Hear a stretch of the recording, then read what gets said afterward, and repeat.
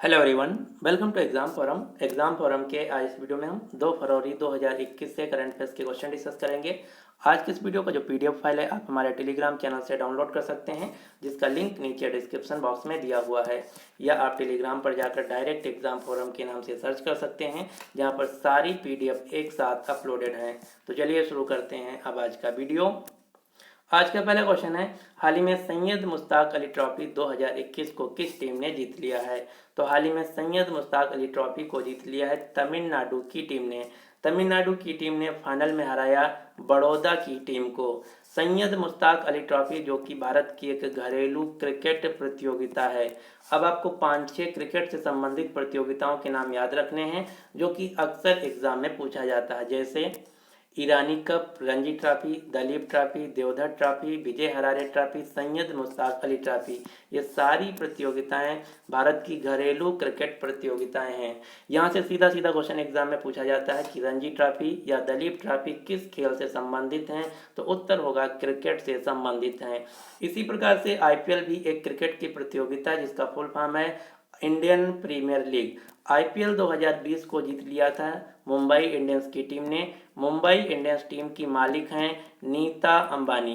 नीता अंबानी जो कि मुकेश अंबानी की पत्नी हैं। मुकेश अंबानी भारत के सबसे धनी व्यक्ति हैं। मुकेश अंबानी की कंपनी का नाम है रिलायंस इंडस्ट्रीज। अब आपको आईपीएल 2020 से 2 क्वेश्चन याद रखने हैं। पहला, आईपीएल 2020 का आयोजन किस देश में किया गया था? तो आईपीएल 2020 का आयोजन किया गया था यूएई, संयुक्त अरब अमीरात में। क्यों? क्योंकि भारत में कोरोना की वजह से लॉकडाउन लगा हुआ था, जिसकी वजह से आईपीएल 2020 का आयोजन संयुक्त अरब अमीरात में किया गया था। दूसरा क्वेश्चन जो कि ऑलरेडी एग्जाम में पूछा जा चुका है, आईपीएल 2020 की स्पॉन्सर कंपनी कौन थी? तो आईपीएल 2020 की स्पॉन्सर कंपनी थी ड्रीम 11, जो कि एक स्पोर्ट्स फैंटेसी ऐप है। ड्रीम 11 कंपनी के ब्रांड एम्बेसडर हैं क्रिकेटर महेंद्र सिंह धोनी। भारत में क्रिकेट की गवर्निंग बॉडी है BCCI, board of control for cricket in India. BCCI के अध्यक्ष हैं सौरभ गांगुली, सेक्रेटरी हैं जय शाह, हेडक्वार्टर है मुंबई। बीसीसीआई की स्थापना की गई थी 1928 में। हाल ही में जो बीसीसीआई के सेक्रेटरी जय शाह हैं, इनको एशियन क्रिकेट काउंसिल के प्रेसिडेंट के रूप में चुना गया है।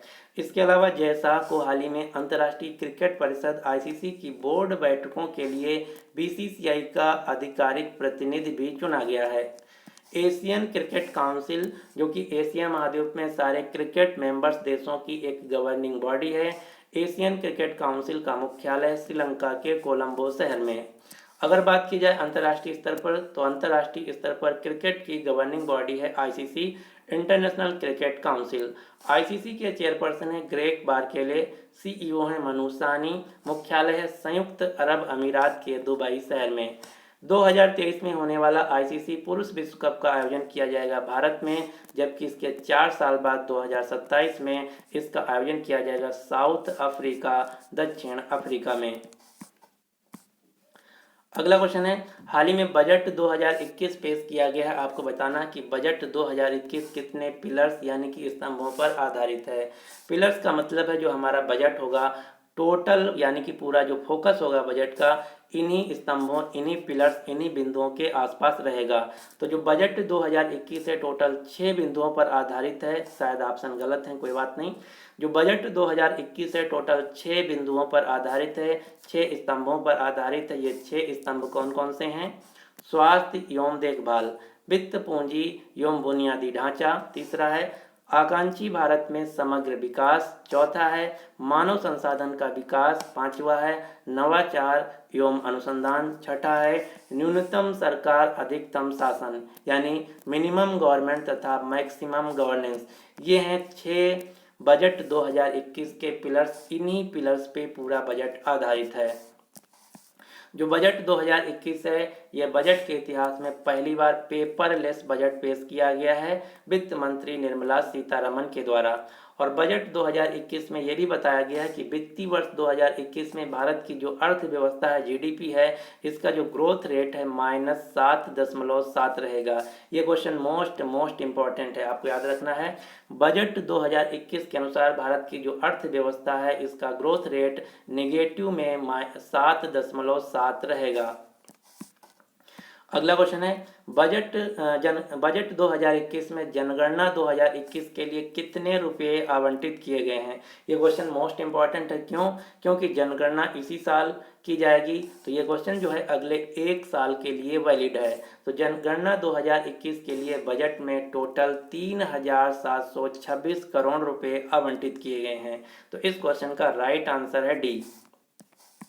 और यह भी बताया गया वित्त मंत्री निर्मला सीतारमण के द्वारा कि भारत के इतिहास में पहली बार जो जनगणना है, डिजिटल जनगणना की जाएगी। इस बार जो जनगणना की जाएगी, इसके लिए एक ऐप लॉन्च किया जाएगा। यह ऐप 16 भाषाओं में तैयार किया गया है। अब आपको जनगणना से कुछ क्वेश्चन याद रखना जो कि ऑलरेडी एग्जाम में पूछे जा चुके हैं। जैसे विश्व जनसंख्या दिवस हर साल कब मनाया जाता है, तो विश्व जनसंख्या दिवस मनाया जाता है 11 जुलाई को। दूसरा क्वेश्चन, भारत की जो जनगणना किस सूची के अंतर्गत आता है, संघ सूची, राज्य सूची या समवर्ती सूची। तो जो जनगणना है ये संघ सूची के अंतर्गत आता है। अगला क्वेश्चन, भारत में पहली बार जनगणना कब की गई थी, तो भारत में पहली बार जनगणना लॉर्ड मेयो के कार्यकाल के दौरान 1972 में की गई थी, जिसे सही जनगणना नहीं माना जाता है। इसके 10 साल बाद 1881 में लॉर्ड रिपन के कार्यकाल में जनगणना की गई। तब से लेकर हर 10 साल के अंतराल पर की जाती है और 1881 के जनगणना को पहली जनगणना यानी कि सही जनगणना माना जाता है। इसके अलावा अगला क्वेश्चन है, भारत की प्रथम पूर्ण कंप्यूटरीकृत जनगणना किस वर्ष की गई थी, तो प्रथम पूर्ण कंप्यूटरीकृत जो जनगणना है ये 2001 की जनगणना थी। जो जनगणना है ये 10 वर्ष के अंतराल पर की जाती है। पिछली जनगणना की गई थी 2011 में और अब इस साल की जाएगी 2021 में। अगला क्वेश्चन है, हाल ही में स्टेट बैंक ऑफ इंडिया के जो एसबीआई कार्ड कंपनी है, इसके एमडी और सीईओ के रूप में किसे नियुक्त किया गया है, तो स्टेट बैंक ऑफ इंडिया की एक सहायक कंपनी है जिसका नाम है SBI card. SBI card company के हाल ही में एमडी और सीईओ के रूप में नियुक्त किया गया है राम मोहन राव आमरा को, यानी कि इस क्वेश्चन का सही आंसर है सी। आप ये जो फोटो में देख रहे हैं ये हैं एसबीआई कार्ड कंपनी के नए MD, managing director and chief executive officer, मुख्य कार्यकारी अधिकारी राम मोहन राव अमारा। एसबीआई कार्ड की स्थापना की गई थी 1998 में और एसबीआई कार्ड कंपनी का मुख्यालय है हरियाणा के गुरुग्राम शहर में। हरियाणा के गुरुग्राम शहर में ही है मुख्यालय इंटरनेशनल सोलर अलायंस का। अंतर्राष्ट्रीय सौर गठबंधन का भी मुख्यालय हरियाणा के गुरुग्राम शहर में है। अगर हम बात करें स्टेट बैंक ऑफ इंडिया की, तो स्टेट बैंक ऑफ इंडिया जिसका 1955 से पहले नाम था इंपीरियल बैंक ऑफ इंडिया, वर्तमान में स्टेट बैंक ऑफ इंडिया के चेयरपर्सन हैं दिनेश कुमार खारा। इसका मुख्यालय है मुंबई में और इसकी स्थापना की गई थी 1 जुलाई 1955 को। इससे पहले एसबीआई का नाम था imperial bank of India. State bank of India Bharat की सबसे बड़ी पब्लिक सेक्टर बैंक है, यानी कि सार्वजनिक क्षेत्र की सबसे बड़ी बैंक है state bank of India. State bank of India का एक ऐप है जिसका नाम है योनो ऐप। योनो का फुल फॉर्म है यू ओनली नीड वन। वर्तमान में योनो ऐप की ब्रांड एम्बेसडर है स्वप्ना बर्मन, जो कि एक एथलेटिक्स हैं जलपाईगुड़ी पश्चिम बंगाल से। अगला क्वेश्चन है, हाल ही में एंटी डोपिंग रेफरेंस मटेरियल किसने लॉन्च किया है, तो हाल ही में भारत में एक एंटी डोपिंग रेफरेंस मटेरियल बनाया गया है जिसको लॉन्च किया गया है खेल मंत्री किरेन रिजिजू के द्वारा। एंटी डोपिंग रेफरेंस मटेरियल का मतलब क्या है, तो जो खिलाड़ी होते हैं उनकी एक डोप टेस्ट की जाती है। डोप टेस्ट का मतलब है कि खिलाड़ी कहीं नशीली दवाओं का या फिर प्रतिबंधित दवाओं का इस्तेमाल तो नहीं कर रहे हैं। तो उस टेस्ट के लिए जो मटेरियल इस्तेमाल किया जाता है रासायनिक केमिकल, वो एक नया केमिकल बनाया गया है रेफरेंस मटेरियल।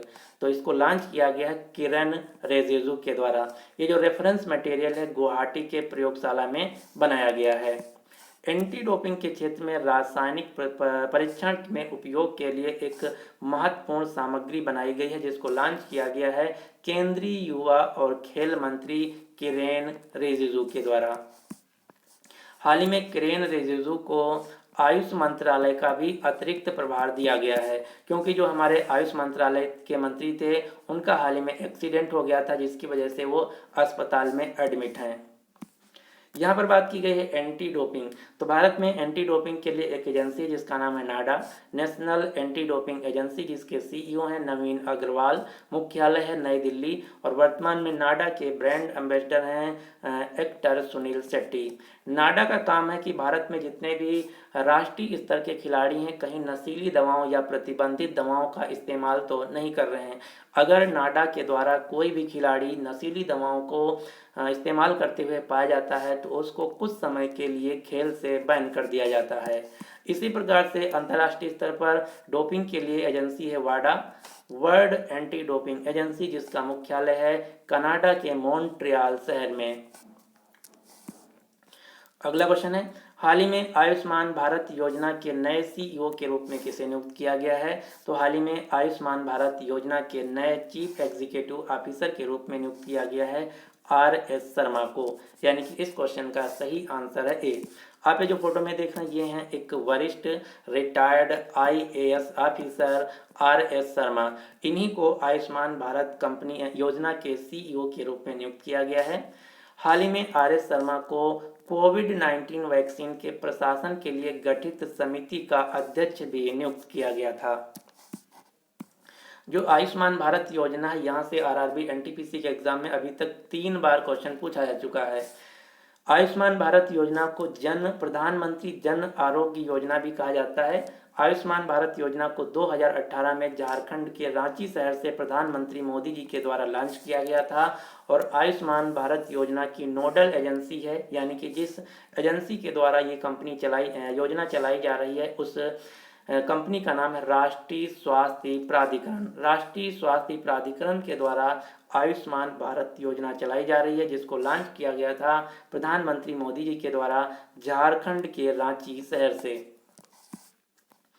अगला क्वेश्चन है, हाल ही में विश्व कुष्ठ रोग दिवस 2021 वर्ल्ड लेप्रेसी डे 2021 कब मनाया गया है? तो जो विश्व कुष्ठ रोग दिवस 2021 है ये मनाया गया है 31 जनवरी को, यानी कि इस क्वेश्चन का सही आंसर है बी। लेकिन यहाँ पर आपको ध्यान रखना है जो विश्व कुष्ठ रोग दिवस है ये हर साल 31 जनवरी को नहीं मनाया जाता है।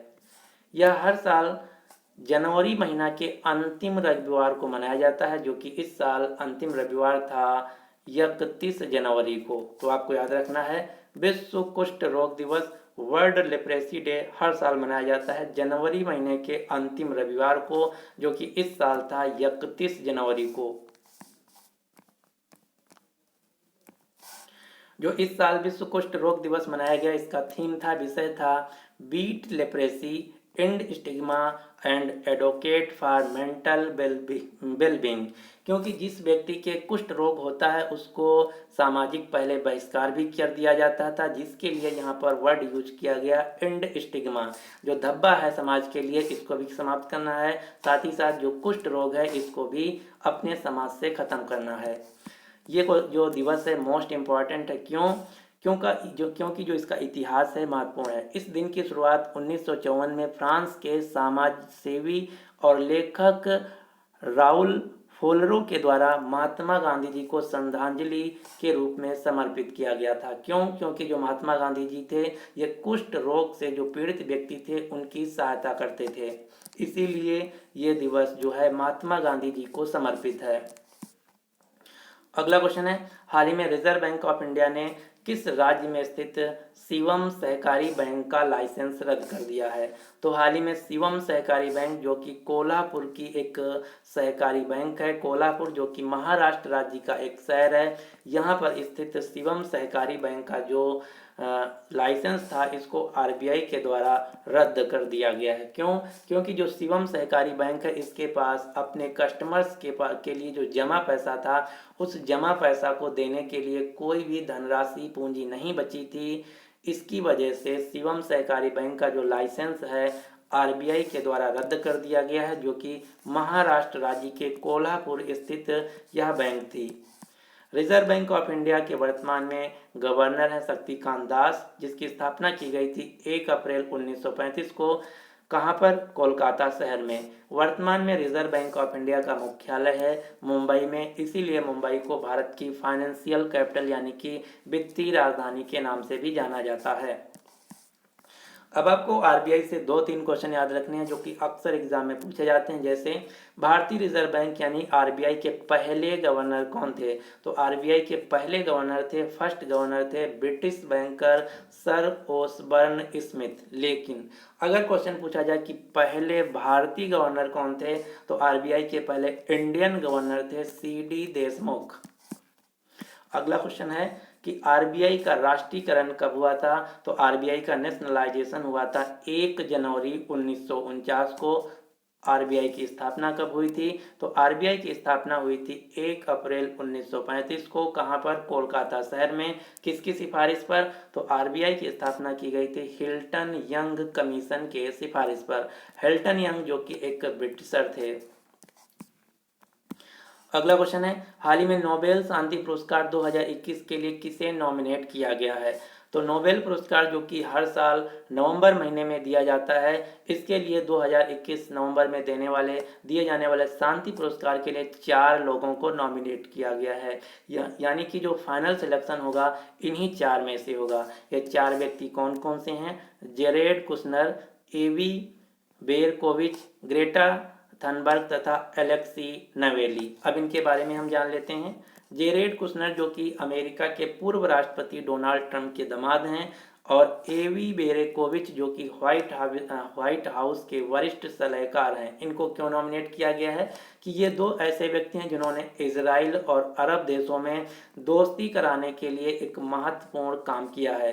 क्योंकि इजराइल और जो अरब कंट्रीज हैं जैसे सऊदी अरब या फिर यूएई, ये सभी दुश्मन देश थे, लेकिन इन्होंने दोस्ती इन देशों के बीच करवा दिया है, जिसके लिए इन 2 व्यक्तियों को नोबेल शांति पुरस्कार 2021 के लिए नॉमिनेट किया गया है। ग्रेटा थनबर्ग जो कि स्वीडन की एक पर्यावरण एक्टिविस्ट हैं, और एलेक्सी नवेली जो कि रूस में जो विपक्षी दल हैं उसके नेता हैं, और रूस में जो सरकार के लिए दमन नीतियां चलाई जा रही हैं उसके विरुद्ध ये काम कर रहे हैं, उसके लिए आवाज़ भी उठा रहे हैं, जिसके लिए एलेक्सी को जो रूस के राष्ट्रपति हैं व्लादिमीर पुतिन, उनके द्वारा जेल में भी डाल दिया गया है। तो इन्हीं चारों व्यक्तियों को नोबेल पुरस्कार 2021 के लिए नॉमिनेट किया गया है। अगर बात की जाए कि 2020 का किसे दिया गया था, तो 2020 का जो नोबेल शांति पुरस्कार है ये विश्व खाद्य कार्यक्रम वर्ल्ड फूड प्रोग्राम संस्था को दिया गया था। विश्व खाद्य कार्यक्रम जिसका मुख्यालय इटली के रोम में, इसकी स्थापना की गई थी 1961 में। वर्तमान में विश्व खाद्य कार्यक्रम के हेड हैं, मुखिया हैं डेविड बासले।